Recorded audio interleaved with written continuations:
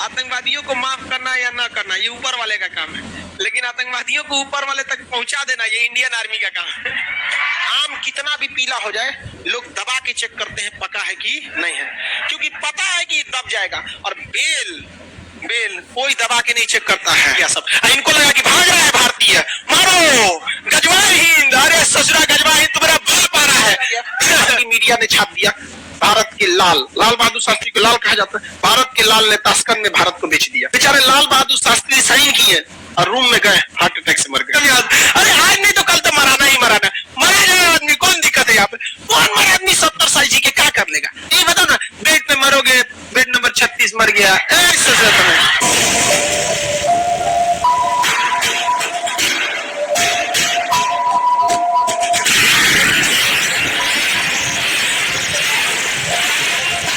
1947-48 देश से आजाद हुआ। ये कबायली के भेष में भारत में घुस गए। हरि सिंह की बेवकूफी, शेख अब्दुल्ला की मतलब चालाकी या धूर्तई कहिए जो भी, उसमें इन्होंने उस बहकामे में फंस गए। इनका अपना बुद्धि काम करना चाहिए था, इन्होंने स्वतंत्र रहने का प्रस्ताव रख दिया, जिस कारण वहां पर कबायलियों के भेष में, यानी वहाँ कबायली वहां के जनजाति होते हैं लोग, भेड़ बकरी चलाते हैं, उसके भेष में पाकिस्तानी सैनिक घुस गए और भारत में जैसे है इनको यहाँ से जन्नत भेज दिया गया। यहाँ पर भारतीय सेना क्या भेज दी, जन्नत भेज दी। किसी को दिक्कत, जहाँ उनको तो जन्नत चाहिए, बाकी अब ऊपर वाला है उनको डिसाइड करने के लिए। हमारे पे क्या भड़काता, तो यही नहीं मैं वीडियो में बोल दिए थे कि आतंकवादियों को माफ करना या ना करना ये ऊपर वाले का काम है, लेकिन आतंकवादियों को ऊपर वाले तक पहुंचा देना ये इंडियन आर्मी का काम है। कुल भड़क गया था तो पाकिस्तानिया से एकदम यहाँ पे। अब उनको लगता है कि हम मतलब उन लोगों के लिए हम उनको भड़कने से हम सुधर जाएंगे। अब पाकिस्तान को लगा कि भारत जो है 1965 के युद्ध में बहुत बुरी तरह से हारा हुआ है। यही 62 के युद्ध में बहुत बुरी तरह से क्या हुआ है, हारा हुआ है। यही मौका है किस पर हमला करने का, भारत में। फिर से होगा गजवाए हिंद, गजवाए हिंद तोड़ा करते हैं, अजब हाल है। भारत पर क्या किया जाए, आक्रमण किया जाए। और 65 में भारत में पड़ गया सूखा, बहुत समस्या हो गया। और 62 की लड़ाई जवाहरलाल नेहरू जब हारे, हर इंसान उनको कोसता था, भारत चीनी भाई भाई।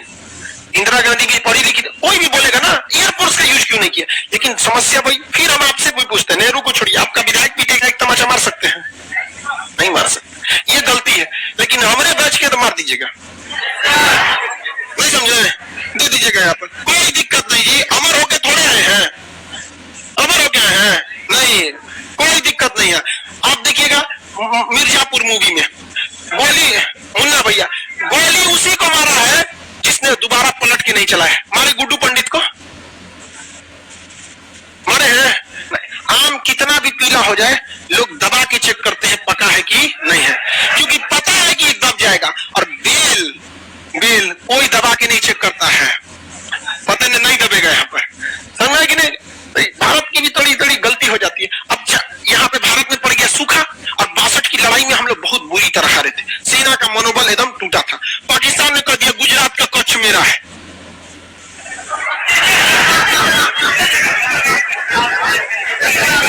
यहाँ पे घुस गया सब पाकिस्तान वाला, यहाँ पर घुस गया। अरे बलवंत राय मेहता का जहाज मार के गिरा दिया सब। बलवंत राय गुजरात के मुख्यमंत्री थे, उस सब मार के गिरा दिया सब। ये बहुत बवाल हुआ यहाँ पर। लेकिन कच्छ का रन खाली एरिया है, इसमें वो घुसे सब, भारतीय सेना बिछा दिया उन लोग को, मर गए पूरा साफ, दूर दूर तक दिखाई दे रहा था, धर मार के भारतीय सेना बिछा दिया सब यहाँ पे कच्छ के रन में 1965 की लड़ाई में। अब पाकिस्तानी जो होते हैं सब, याद रखिए बाबू, पाकिस्तानी किसी भी लड़ाई में मजहब को जरूर घुसाएगा। उसने क्या कश्मीर में घुस गए सब पाकिस्तानी, और कश्मीर में घुसकर भारतीय सेना को मारते थे, आगजनी करते थे, बवाल मचाते थे। ये दिखाना चाहते थे कि कश्मीर की जनता भारत में नहीं रहना चाहती है, और इस वजह से पाकिस्तान भारत पर क्या करना चाह रहा है, युद्ध करना चाह रहा है। उसने ऑपरेशन जिब्राल्टर चालू किया। क्या चालू किया, ऑपरेशन जिब्राल्टर। ऑपरेशन जिब्राल्टर के तहत उसने क्या किया कि कश्मीर को सोचा कि काट दे बाकी के हिस्से में, और बहुत ही बड़ी संख्या में सैनिक भारत में घुस गए। और हमारे सामने समस्या ये थी कि अभी 62 का युद्ध खत्म भी नहीं, मतलब अच्छे से खत्म नहीं हुआ। जवाहरलाल नेहरू का टेंशन से मौत हो गई थी। जवाहरलाल नेहरू की मृत्यु का कारण भारत पाक युद्ध था, भारत चीन युद्ध। सब जिम्मेदार यही थे, तो दूसरे कौन बोली सुनेगा? ढेर होशियार बनेंगे, गुट निरपेक्ष रहेंगे, एयरफोर्स का यूज ना करेंगे, 20 साल जरूरत है तो 20 साल बोलेंगे। समझे कि नहीं है क्या भाई? जब उसने कश्मीर पर आपके रेडी नहीं हुआ, कश्मीर पर जब रेडी नहीं हुआ तो तिब्बत में क्या रेडी हो गए? नहीं समझे? आपको भी कहना चाहिए कि हम उसमें अध्ययन करने के बाद हम देखेंगे यहाँ पर। तो पाक यहाँ पर कश्मीर, लाल बहादुर शास्त्री उस समय भारत के क्या थे? प्रधानमंत्री। उन्होंने देखा कि तो बहुत दिक्कत की बात, पाकिस्तान के पास कई फायदे थे, उसके पास सेवर जेट थे, उस समय का सबसे खतरनाक विमान था, और उसमें हीट सीकिंग मिसाइल लगी थी, यहाँ विंडर मिसाइलें थी साइड में, मारता तो भारत के पास कोई मिसाइल नहीं थी। भारतीय जहाज में बंदूक लगा था और उसके पास हीट सीकिंग विंडर मिसाइलें थी, मार देती थी जहाज के इंजन सूंघ के। अब हवा में तो कहीं गर्मी का सवाल पैदा नहीं होता है, अगर गर्मी है मतलब जहाज का इंजन है, और उसी को हीट सीकिंग मिसाइल थी, विंडर मिसाइलें मार देती थी। पाकिस्तान भारतीय जहाजों को मार के गिराने में सक्षम था। पाकिस्तान को अमेरिका ने पैटर्न टैंक दिया था, उस समय का सबसे खतरनाक टैंक, पूरी एशिया में कोई ऐसा हथियार ही नहीं था जो पैटर्न टैंक को मार के गिरा सकता था। पाकिस्तान का मनोबल 7वें आसमान पर, और भारत के सामने सब समस्या। 62 में बहुत बुरी तरह हारे थे। भारत में नेतृत्व की कमी थी, लाल बहादुर शास्त्री आए थे चुनाव से, तो अचानक है ना मृत्यु हो गई जवाहरलाल नेहरू की, ये आए, एक सूखा पड़ा हुआ था। पाकिस्तान में ऐसी कोई समस्या नहीं थी। पाकिस्तान ने देखा यही मौका है, पाकिस्तान ने यहाँ गुजरात पर हमला किया, कोई फायदा नहीं हुआ, कश्मीर में घुस के पूरा बवाल करा दिया कश्मीर में, और यहाँ ऑपरेशन जिब्राल्टर के तहत घुसा दिया। भारतीय सेना जब आई तो पाकिस्तान को वहां से मुंहतोड़ जवाब देना चालू किया, और यहाँ पर 21 दिन में जो ऑपरेशन जिब्राल्टर का जो हेड ऑफिस था 21 दिन में उड़ा दिया, 21 दिन में उड़ा दिया यहाँ पे। और वहां ऑपरेशन जिब्राल्टर की इनकी हवा निकल गई, पाकिस्तानी सैनिक भागने लगे थे यहाँ से। तो यहाँ हमारी थल सेना ने बहुत ही बहादुरी का परिचय दिया, लेकिन यहाँ पर उसकी एयरफोर्स भारी पड़ गई। एयरफोर्स के जहाज जो थे उसके, उसमें ना मिसाइलें लगी थी, और मिसाइल खुद ढूंढ के मार देती है। अब बंदूक में क्या है, मशीन गन लगा है, जहाज को तैयार करना पड़ेगा, इसे करके मारना बहुत मुश्किल हो जाता है। तो अभी भी नहीं आया, रेडी नहीं हुआ, अभी आया है। एस-4 नहीं था सर, उस समय टेक्नोलॉजी भी नहीं थी, एस-4 तो दुनिया में कहीं नहीं था। तो उसके बाद वेंडर मिसाइलें थी, मार देती थी, धाए से कोई जहाज नहीं उड़ता था उसके आगे, डर के मारे। हमारे पास सबसे घटिया जहाज उस समय का नाट विमान था, उसके पास सेवर जेट था, स्टार फाइटर, सेवर जेट उस समय के सबसे उन्नत जहाज थे, और उसमें हीट सीकिंग मिसाइल, वेंडर मिसाइलें लगी थी। हमारी जहाज मार के गिरा दिया, उड़ने नहीं दिया। हाँ तो तब हो गया, श्रीनगर एयरबेस पे आके बम मार के चल गए सब। तब क्या किया जाए, तो भारतीय सैनिक भी कहा जुगाड़ लगाया सब। इसने कहा एक काम करते हैं, पाकिस्तान की जो सेवर विमान है इनको हम लोग चकमा देते हैं। इन्होंने क्या किया, अपने नाट विमानों को बहुत ही हाइट पर उड़ाया, बहुत ही हाइट पर उड़ाया। किसको? नाट विमानों को, ताकि ये रडार के पकड़ में आ जाए। इन घोचुओं को समझ में नहीं आया, नाट विमान किसके पकड़ में आ गया? रडार में। और इन लोगों ने उड़ा दिया किसके खिलाफ? नाट विमान के खिलाफ। अब नाट विमान कमजोर थे, और ये स्टार विमान थे, इनका पीछा करने के लिए ये ऊपर गए। अब मशीन गन की लड़ाई में, देखिए हमारे पास मिसाइलें नहीं थी, हमारे पास क्या था? Machine gun. मशीन गन अगर लड़ाई में रहेगी तो उसी को फायदा होगा जो पीछे है या फिर ऊपर है, धाए धाए मार देगा। अब पता चला आप आगे है, पीछे से वो है, तो घूमे के मारेंगे, इसे मार देगा पीछे से, और उसके पास तो मिसाइल है। तो भारत ने फंसाया, एयरफोर्स ने नाट विमानों को क्या किया? ऊपर भेजा, और इनको था कि तुम भागा ना, रडार में ये पकड़ा गया, चल गया।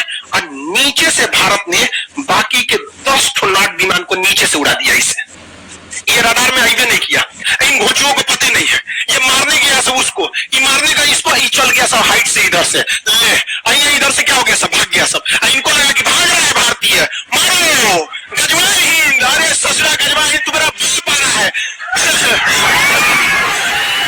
भारतीय सेना, वायुसेना के नाट विमानों ने उस समय के सेवर जेट विमानों को इस तरह से मारा कि पाकिस्तानी एयरफोर्स ने कहा कि सेवर जेट विमान अब उड़ान नहीं भरेंगे।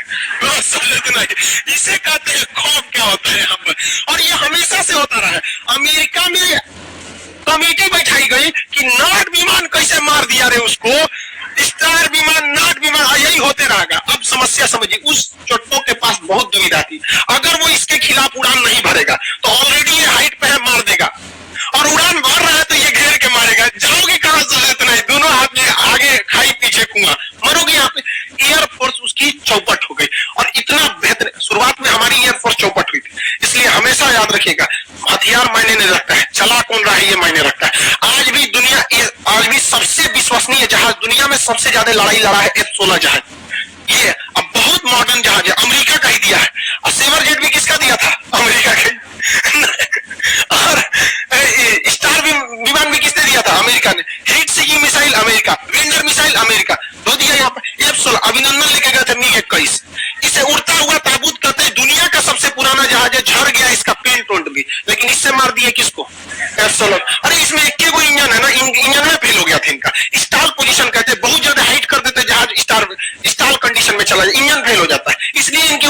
मिसाइल हिट कर गई, अदरवाइज मिसाइल हिट नहीं करती, डबल इंजन रहता तब। और दूसरा विमान भी है 1980 का, आपके पास 1980 का मोटरसाइकिल है, क्या हाल होगा।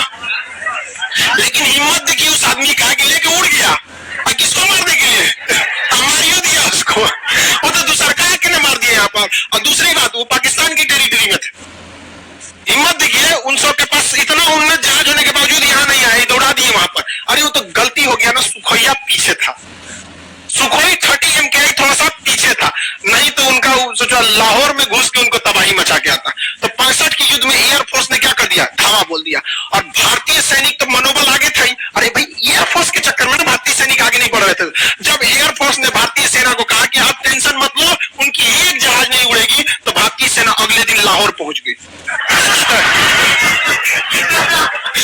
लाहौर पहुंच गई थी, और लाहौर के स्कूल पर पाकिस्तान का झंडा हटा के और वहां तिरंगा झंडा लहरा दिया गया था। ये हकीकत है। तब पाकिस्तानियों ने अपना टैंक निकाला, भयानक सा टैंक, भारतीयों को धोने के लिए, और दुनिया का सबसे खतरनाक पैटर्न टैंक था, जिसपे बम मारा जाता था तो झाड़ देता था इसे, बम मार। अमेरिका का पैटर्न टैंक था। कोई बात नहीं, अमेरिका तुम्हारी वेंडर मिसाइलों का टेस्ट हो चुका है, तुम्हारे सेवर विमानों का सेट हो चुका है। अब बारी थी तुम्हारी किसकी, पैटर्न टैंक। और वो राजस्थान से लेके घुस गए सब पैटर्न टैंक को। और पैटर्न टैंक को जब राजस्थान से लेके घुसे तो हमारे पास कोई हथियारे नहीं था। यहाँ खड़े थे वीर अब्दुल हमीद। वीर अब्दुल हमीद 62 की लड़ाई लड़े थे, उसमें भारतीय सेना को देखे थे, कहते कि एकरे बदला निकालेंगे। पहले तू आया ही पिटाएगा, और जो 62 का बदला तोरे से निकालेंगे। वीर अब्दुल हमीद के सामने जब टैंक आया था, पैटर्न टैंक को उधिया दिया यहाँ पर।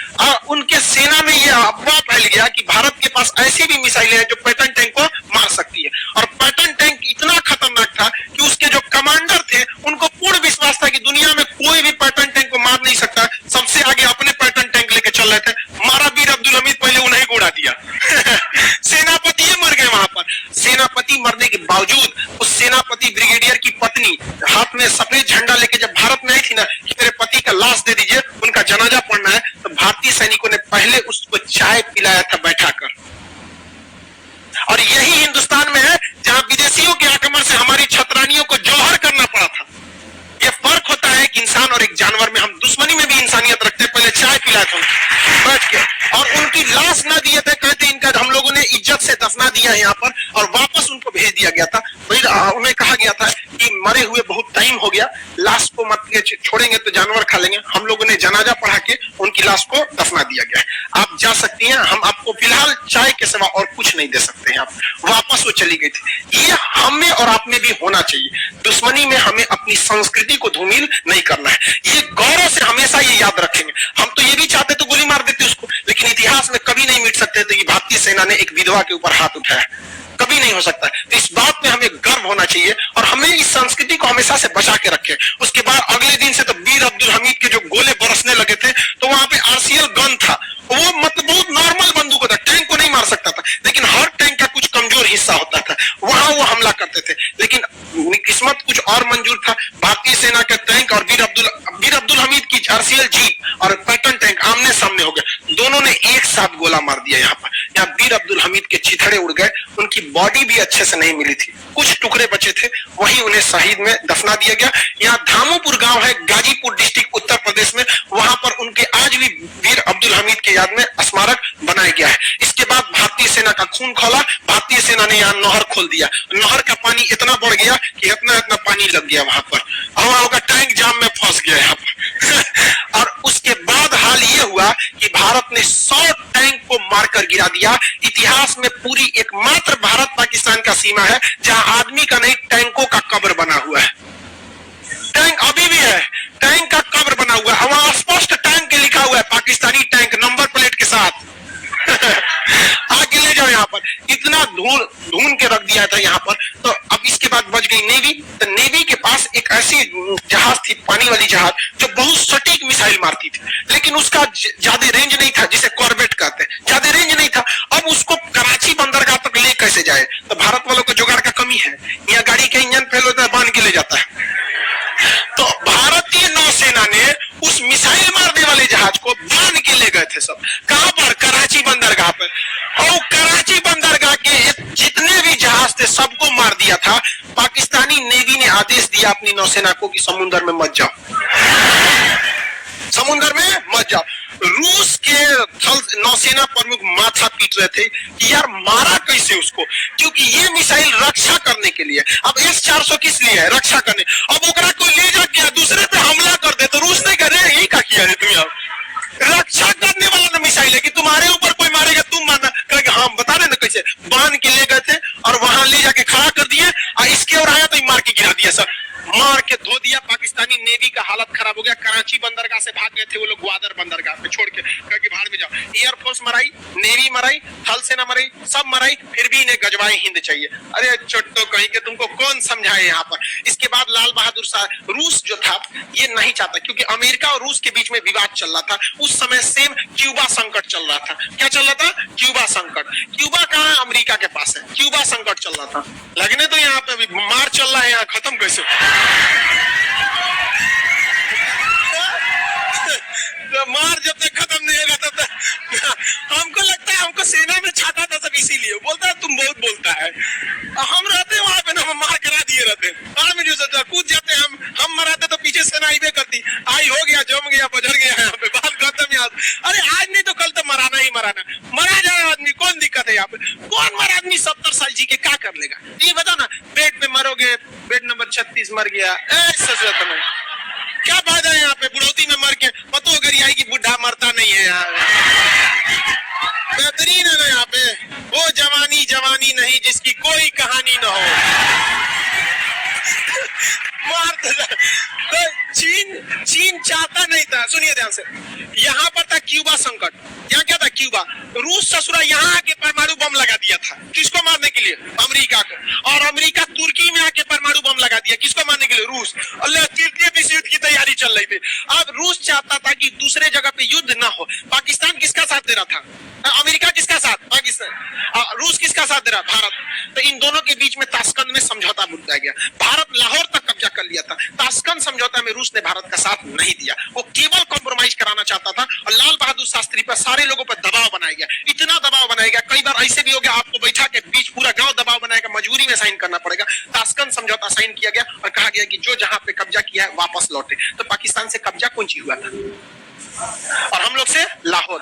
और हमारे सैनिक भी ज्यादा शहीद हुए थे। भाई हर युद्ध की कीमत चुकानी पड़ती है यहाँ पे। तो हमारे शहीद, जो हमारे सैनिक शहीद हुए, उनके लिए एक संवेदना होती है। लेकिन हाँ, मरेंगे तो आपकी मृत्यु हो जाएगी, शहीद होंगे, अजर अमर रहेंगे। हमारे सैनिक कभी नहीं मरे, वो शहीद हुए, अजर अमर रहे यहाँ पे। तो हमारे सैनिकों ने शहादत दी थी, हमें लॉस हुआ था। हम कराची तक, हम लोग लाहौर तक चले गए थे। युद्ध नहीं खत्म हुआ रहता ना, बीच में समझौता नहीं होता, हेल के हम लोग तो ईरान घुस गए रहते यार। पाकिस्तान को हाथ छोड़ो ना यहाँ पर।